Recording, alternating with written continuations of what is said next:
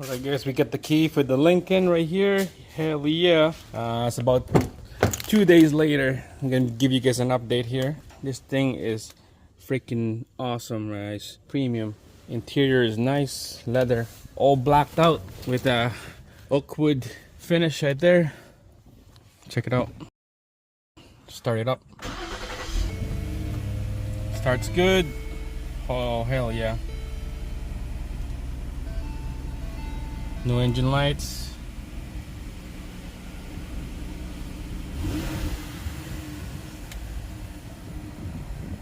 We got that tire sensor in there because of aftermarket wheels.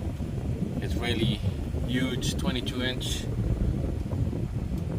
I don't know if they put tire sensors on that thing. Doesn't look like it. That's the update right there. We drove it on the freeway off camera and then around the block for like 15 minutes, and then it blows all that carbon out.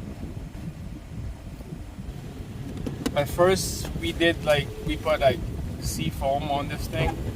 We put seafoam on the intake valves on that one cylinder that is like causing misfire. Left it for like a couple days and drove it. It blows all that carbon out. White smoke came out. It looks pretty good. So that's it, guys. Check it out. No engine lights.